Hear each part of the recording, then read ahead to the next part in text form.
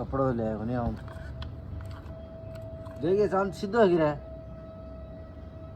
सीधा दिख रहा है क्या